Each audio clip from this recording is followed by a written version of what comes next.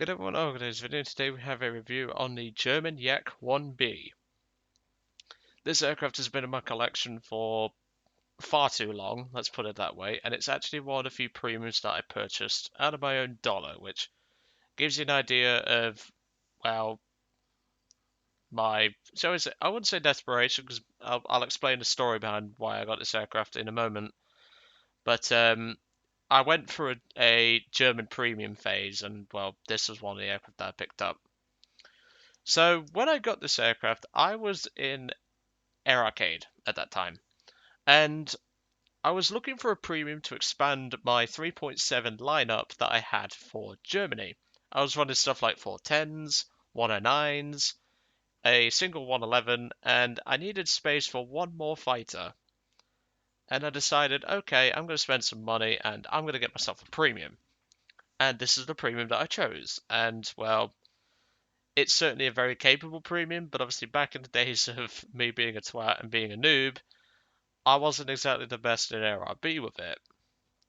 But obviously as the years have gone on, I've obviously learned the aircraft and, well, it's a very capable aircraft, I do have to admit, and it's very nice to fight the actual Russians with this aircraft.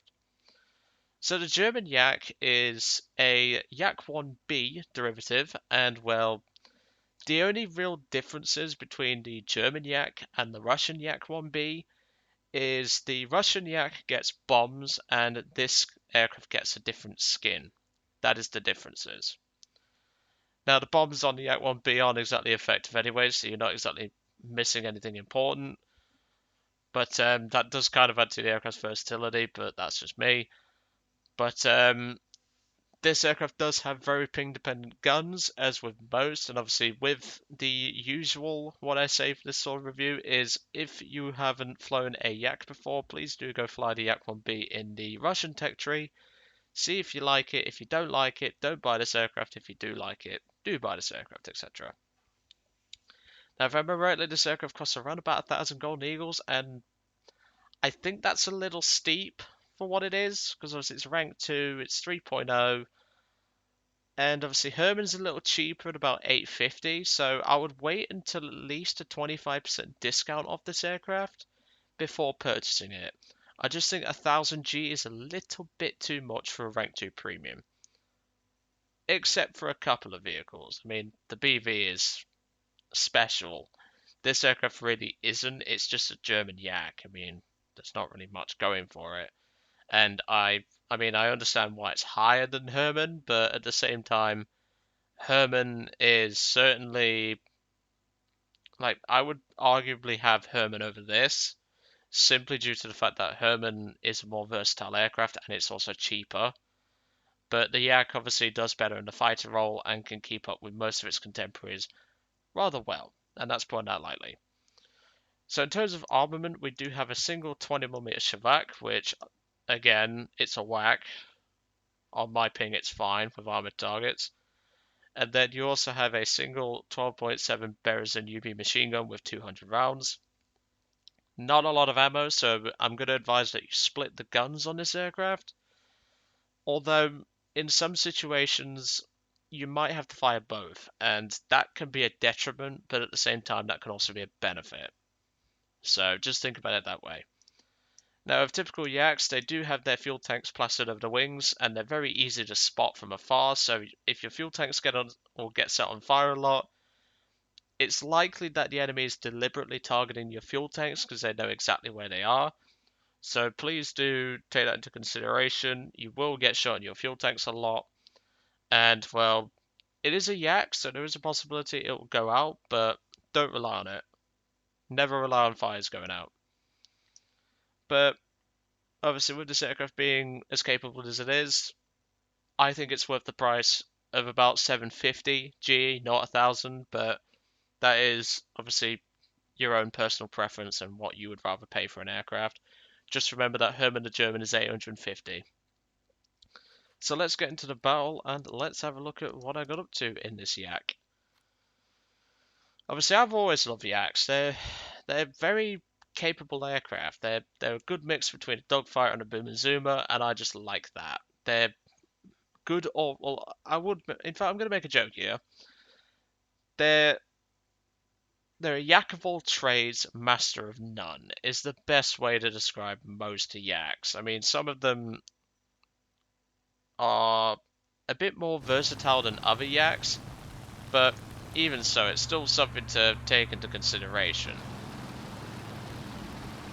So in this battle, we are at battle rating 3.3, and, well, the enemy team does have a fail squad of a B-34 and a pea shooter. I don't know why he'd bring along a pea shooter, but hey, whatever he wants to do. So the yak's climb is very good. I mean, it's a yak, and obviously the higher you go, the worse it does get. But it can still perform good to around 14,000 to 15,000 feet, which for you non-feet users is about 4,000 meters. And I accidentally skipped that part because I was too busy blabbering, but nothing too interesting. I mean, a single gun pass on a B-34. Nothing really to say there. That fire is going to kill that aircraft very shortly, and that's going to be one of the 2 squad removed. So there you go. As I was saying, the aircraft does start to lose power at this altitude. Well, I say it does start. It loses power the moment you take it above 5,000 feet. But that's the thing. Like, you can work up to around 15,000 feet, and then you're going to start to struggle. And as you can tell, we've already passed that threshold. We're almost hitting 18,000 feet, which for you meters users is about 4,000 meters to about 5,000 meters where we are now, roughly about that region. It can still work, but you've got to take into account what you're fighting. So at that point there, a HE-100 got the bright idea to take a head-on with a P-39, and, well, he got shredded. And, well, that's just the way some people are, and they just decide, yeah, I'm going to take a head-on with basically anything. So I was going to dive on that Corsair, but then I decided this P-39 is the priority target. But obviously, there's also an MB-152 over there, and there's also a VG at this altitude.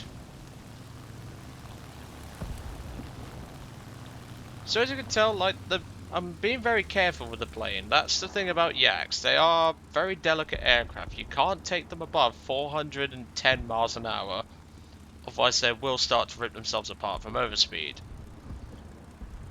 So that's why I'm suggesting fly the Russian yaks first, and then you can at least learn what this aircraft can do. And if you make any mistakes, you can learn that when you purchase this aircraft. So at this point, I'm descending to low altitude, and I'm going for the Corsair. I fire just the 20mm, and I get the kill on the Corsair. I initially was firing just a 20 against that VG, but then I thought I'll fire a bit of 50 and I've got a couple of hits. And the VG makes the mistake of taking it vertical and into a maneuvering fight at the same time, which the Yak will win, and that's kill number 3. But obviously, as you can tell now, we're on the deck, which this is where this aircraft does perform the best. But at the same time, the enemies now have the altitude advantage.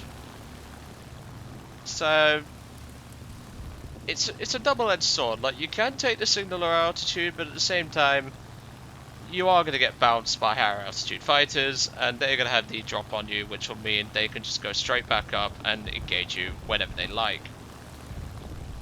So at this point, there's a P400 and a P40 down here. I fire a single burst of the 50 and pull the aircraft into the vertical, which I have all the speed in the world. The P400 does not, and I'm able to swing it around quite easily and get shots on target, which, being a P400, they love to burn. That's kill number 4. And now here comes the P40, who decides, okay, I'm going to try and dodge the 109, but obviously tries to pull for me at one point.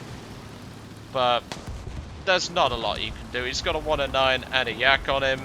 The 109 somehow manages to... Well, in fact, no, that wasn't the 109, that was the P400. It's a burning wreck. And the P40 now tries to take it into a turn fight. There's only one issue with that, buddy. The yak outturns you quite easily. Obviously, I'm cutting the throttle, trying to use the flaps just to increase my turn radius to get more shots on him. The 109 does score a crit, and obviously we both fire at the same time. And well, no fires were set, but I end up snapping the tail off with my single 50 cal, and well, the 109 gets his assist. So at this point, that's the ace, and that also leaves just 2 enemy aircraft on the enemy team left. A P-39 and a B-34 Lexington. Well, call it whatever you like. I mean, people call it the Hudson, people call it the Lexington. I just refer to it as a Lexington because it's just easier. And here comes the P-39. Now, we're at roughly the same altitude, and well, I actually perform better than him down here for the most part. He can outspeed me, but I can outturn him. But obviously, as you can tell, we're pretty equally matched. This guy knew what he was doing, I knew what I was doing, and we're pushing our aircraft to the maximum capability that we can. So at that point, I score a wing crit, and the P-39 tries to put his tail between his legs and run. There's only one issue with that.